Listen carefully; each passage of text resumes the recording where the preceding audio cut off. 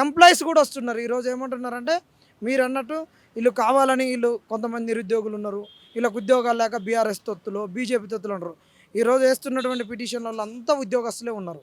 వాళ్ళంతా నీ ప్రభుత్వంలో చేసినటువంటి వాళ్ళని.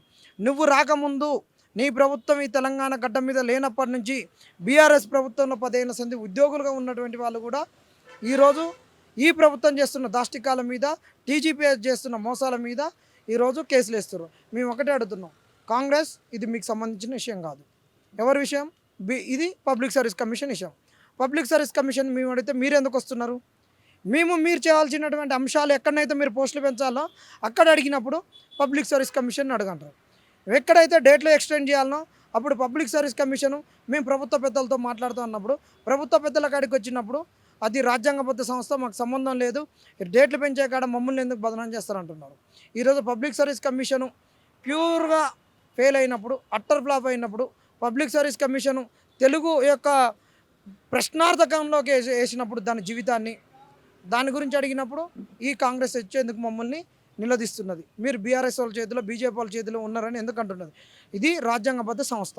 రాజ్యాంగంలో 8th షెడ్యూల్ ప్రకారము ఈ లాంగ్వేజెస్కు, రీజనల్ లాంగ్వేజెస్కు ఒక రాజ్యాంగ పద్ధతి ఉంది. అలాంటి రాజ్యాంగ పద్ధతి ఉన్నటువంటి ఒక క్లాసికల్ లాంగ్వేజ్ స్టేటస్ ఉన్నటువంటి తెలుగును ప్రమాణికం కాదు, వికీపీడియా ప్రమాణికం అని వాళ్ళు కోర్టుకి ఇచ్చిన అఫిడవిట్లో ఇచ్చారు. దానివల్ల ఈరోజు తెలుగు మీడియం రాసినటువంటి వాళ్ళకు మార్కులు రాలేదు. అది ఫస్ట్ అట్లా చెప్పి ఈరోజు తెలుగు మీడియం రాసిన లెవెళ్ళు 563లో లేరు, చాలా తక్కువ ఉన్నారు. అసలు ఎంతమంది ఉన్నారు చెప్పమంటే చెప్పదు. ఉర్దూ మీడియంలో ఉన్న లెక్క చెప్పొద్దు. ఇంగ్లీష్ మీడియం వాళ్ళు ఎంతమంది, తెలుగు మీడియం వాళ్ళు ఎంత ఉన్నారని చెప్పలేదు. వీటిని అడిగినప్పుడు కాంగ్రెస్ ఎందుకు వచ్చి అడుగుతున్నది? కాంగ్రెస్కి ఏం అవసరం?